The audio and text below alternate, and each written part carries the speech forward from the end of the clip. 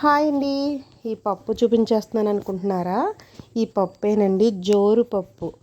జోరు పప్పు మనం వండేసుకుందాం, చాలా బాగుంటుంది. ఇది నేతితోనే తాలింపు పెట్టుకోవాలి. రెడీ చేసేద్దాం, వచ్చేసేయండి. ఇదిగోనండి, ఇప్పుడైతే కుక్కర్లో ఒక గ్లాసు కందిపప్పు వేసుకుని శుభ్రంగా కడిగేసుకుందామండి.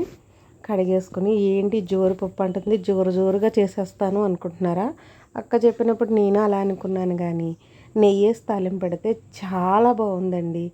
ఇదిగోనండి, ఇప్పుడైతే మనం కడిగేసుకున్న కందిపప్పులో 2 టమాటాలు కట్ చేసి వేసేసుకుని ఎల్లుల్లిపాయలు కూడా వేసేసుకున్న తర్వాత జీలకర్ర. అసలు ఇందులో రుచిగా ఉండేవి ఇవేనండి.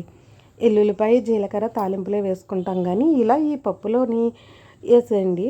ఇప్పుడైతే పసుపు కారం తగినంత వాటర్ వేసుకుని కుక్కర్ గ్యాస్ మీద పెట్టుకుని 3 విజిల్లు వేయించేద్దాం. 3 విజిల్లు అయిన తర్వాత చల్లారిన తర్వాత మూత తీసి చూస్తే చక్కగా రెడీ అయిపోయి ఉంటుందండి మన పప్పు. పైన వాటర్ ఉంటుంది కదా, అది ఒక గిన్నెలోకి తీసేద్దాం. చూసారండి, టమాటా పప్పు ఎల్లుల్లిపాయ గుడ్లు అన్నీ కూడా చక్కగా ఉడికిపోయి ఉన్నాయి కదా. ఇప్పుడు మన చేతికి పని చెప్పేద్దాం.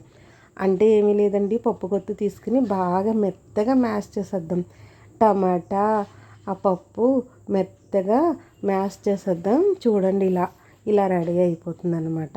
ఇప్పుడైతే ఇది కూడా మనం వాటర్ తీసుకున్న గిన్నెలోకి వేసేసుకుందామండి. దాన్ని వేసుకుని ఇందులో ఒక గ్లాసుడు వాటర్ వేసేసుకుని స్టవ్ ఆన్ చేసుకుని స్టవ్ మీద పెడదాం కుక్కరు. ఆ వాటర్లో చూపిస్తాను చూడండి. స్టవ్ ఆన్ చేసేసి పెట్టేసుకున్న తర్వాత పక్కని తాలింపుకి రెడీ చేసేసుకుందాం.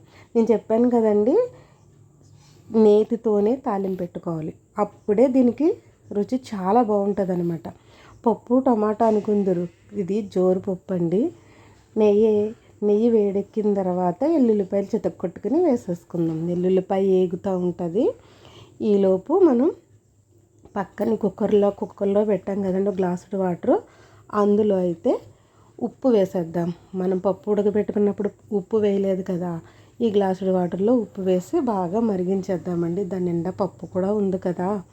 ఇప్పుడు ఆవాలు, తాలింపుకి సరుకులు ఉంటాయి కదా, అన్నీ వేసేసుకుందాం. జీలకర్ర, ఇక్కడైతే కరివేపాకు, ఎండుమిరపకాయ వేసుకుని బాగా దోరగా అయిందా. అసలు నేతిలో వేపితే ఎంత కమ్మటి వాసన, ఎంత కమ్మగా ఉంటుంది చెప్పండి.